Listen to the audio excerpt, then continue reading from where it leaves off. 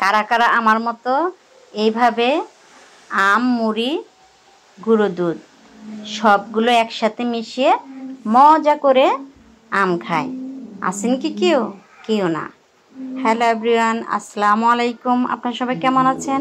আশা করি অবশ্যই ভালো আছেন। আমি আলহামদুলিল্লাহ আপনাদের দোয়ায় ভালো আছি।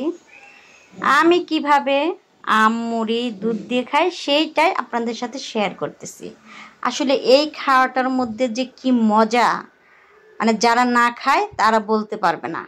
এখানে আমি গুঁড়ো দুধ নিয়েছি, এই যে এক বাটি মুড়ি নিয়েছি, আর এই যে আম নিয়েছি। এটা হলো ফজলি আম। আমটা এত সুন্দর ছিল, দেখেন কালারটা, মানে জাস্ট ওয়াও, বলে বোঝানো যাবে না। তার মধ্যে আমি এই যে মুড়ি নিলাম, এখন দেব গুঁড়ো দুধ। এখন এই তিনটা একসাথে মাখিয়ে মাখিয়ে খাবো।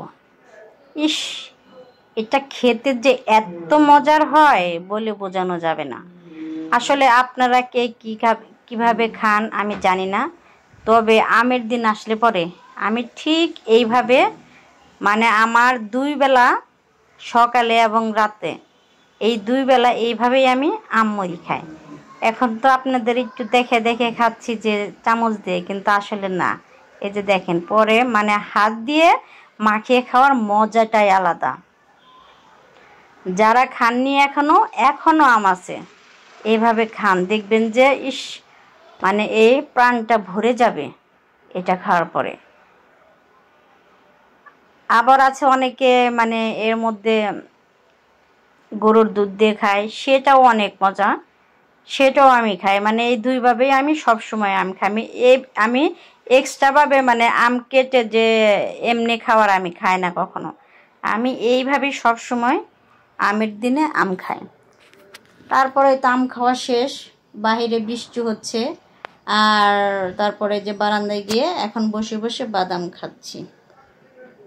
দেখছেন আমার কত ট্যালেন্ট, আমি এক হাত দিয়ে এই যে বাদাম ছিলিয়ে খাচ্ছি। কি আপনাদের কি ট্যালেন্ট আছে আমার মতো এইভাবে বাদাম খাওয়ার? মনে হয় কারোরই নেই। মনে হয় আমি একাই এক হাত দিয়ে খেতে পারি, তাই না?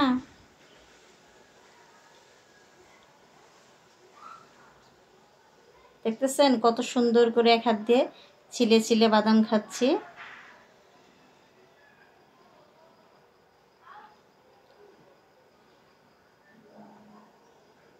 আসলে বাদাম খেতে ভালোই লাগে বৃষ্টির দিনে, তো বাইরে বৃষ্টি হচ্ছে আর এখানে বসে বাদাম খাচ্ছি। এটা খাওয়ার মজাই আলাদা। যাই হোক, আপনারা সবাই ভালো থাকবেন, সুস্থ থাকবেন, আমার জন্য দোয়া করবেন। আমিও আপনাদের সবার জন্য দোয়া করব। সবার জন্য অনেক অনেক দোয়া এবং ভালোবাসা রইল। সবাই ভালো থাকবেন। আল্লাহ হাফেজ।